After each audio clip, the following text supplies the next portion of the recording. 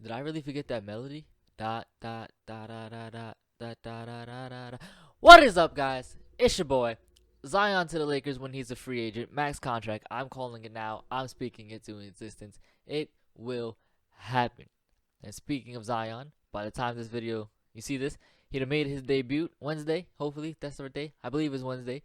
Derek Jeter, my guy, is in the Hall of Fame, and my favorite Manning brother, has officially retired from football, and I could not be more sadder. Now I have to make fun of Daniel Jones for 16 years, and Daniel Jones does not have the same ring as Eli. With that being said, let's jump into Zion's debut. Wednesday came. I stood up. Again, your boy's tired. He don't like staying up. I like going to bed. I like sleeping. I stood up just to see Zion. And those first 3 quarters were boring. My expectations were not high. I was not expecting him to pop out and drop 81 like he was Kobe. But those first 3 quarters, Zion was not the Zion we're used to seeing Zion be. Quarter 4 came. Mans just went off. He doubled his 3 points than Ben Simmons. Ben Simmons has 2 in his entire career. Zion's debut went 4 for 4 from 3, 8 for 11 from the field, had like 7 assists, and put up 22 points. My biggest take, Ben, how you let a rookie who's not known to shoot outshoot you from beyond the arc? That's crazy. That's crazy. And if it wasn't for the medical staff saying take him out, the coach would have let him in. Zion did say himself, I could win us the game, coach, if you keep me in. And the medical staff was like, take his big ass out. We're not. We looking at the future, not right now. And I 100% truly believe Zion stays in the game, Pelicans win that game. 100%. He turned up in the fourth corner and put the team on his muscular ass back and got it close. Pelicans could have won. Now I say, future games, fully clear, fully healthy. Coach leaves him in. Last remaining 4 minutes, Zion carries the team. Pelicans get a close win like that, 100%, no cap. But what a debut for the young man after missing 3 months of the entire season. That's like knowing what you got for Christmas, but you gotta wait till like March to open it. It's ridiculous. It's like, oh yeah, we got you this for Christmas, but you can't open it yet. What you mean? You just gotta wait. That's exactly what the Pelicans were. No, we got this for Christmas, but we can't use it yet. You gotta wait. It's like, damn, we done sucked all last season for this, and we can't use it. God damn. Terrible. But I do believe Zion will be a superstar in the league. He keeps up what he did in the fourth quarter on his debut and grows into his body. He will be a problem for 10 to 15 years to come. I 100% believe that. Big trust, as they say down there. That's not even New Orleans. That's the Ravens. Your boy is tired. I knew I should just stayed in bed today. Speaking of tired people who look tired because they have to deal with the Marlins, my idol, Mr. Capitan, El Capitan, the Yankee himself, Derek Jeter, was almost unanimously voted into the Baseball Hall of Fame. And by almost unanimously, I mean he had 99.7% of the vote. That means one baseball writer either thought, oh, he's a sure-run, I'm not going to vote for him, doesn't like the Yankees, or doesn't like Jeter. In which case, that writer needs to show himself and stand behind why he didn't vote. For real. Come forward. Journalistic integrity is something that guy doesn't have. Because Derek Jeter is one of the greatest baseball players to ever step on the field. He had a 310 lifetime batting average regular season. Postseason was 309. And he played 158 postseason games, which is almost a full goddamn season. 22 home runs in the postseason. For a lanky kid out of Kalamazoo, Michigan, for him to hit home runs was a spectacle because he's lanky as hell. His 3,000 hit came off a home run. Michael K set history with an exclamation point. He did the flip.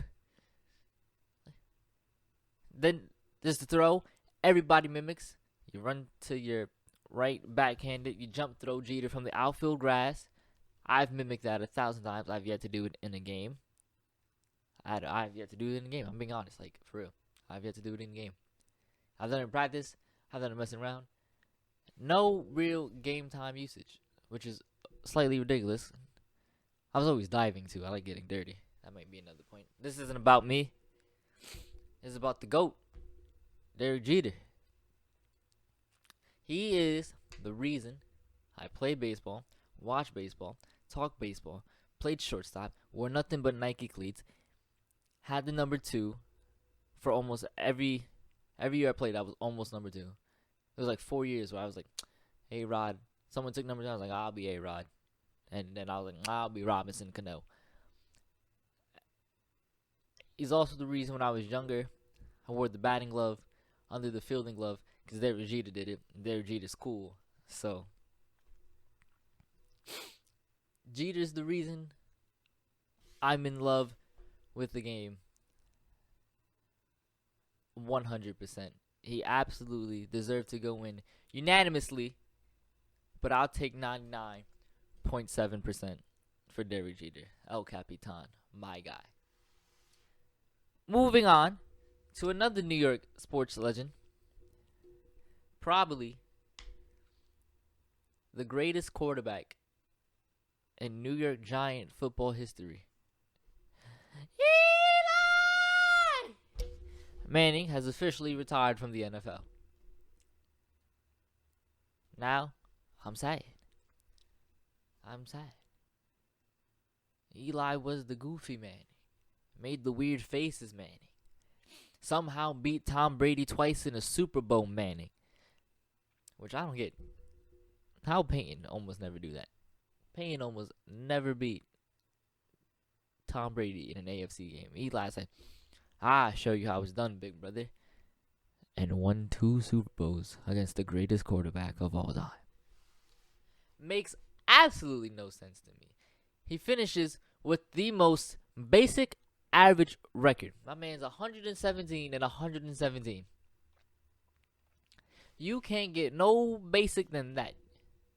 Granted, some of those losses are because he has had terrible teams after that second Super Bowl.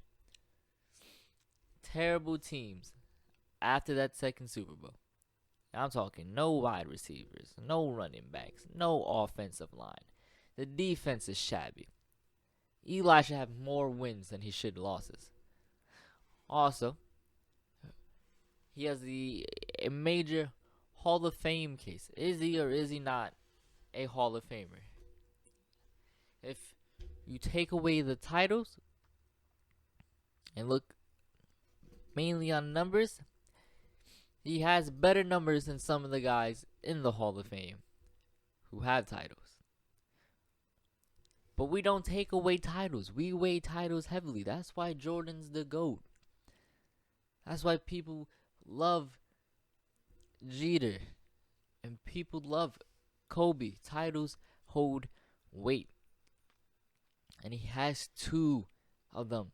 And Super Bowl MVPs over Tom Brady.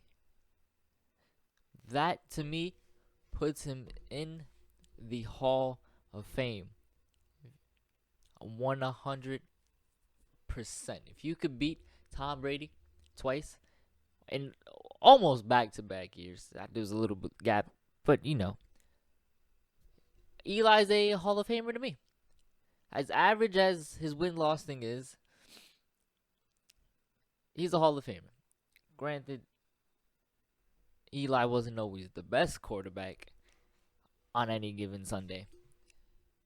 He would still do the best to keep it. I guarantee you, if Eli had wide receivers, the Giants probably could get one last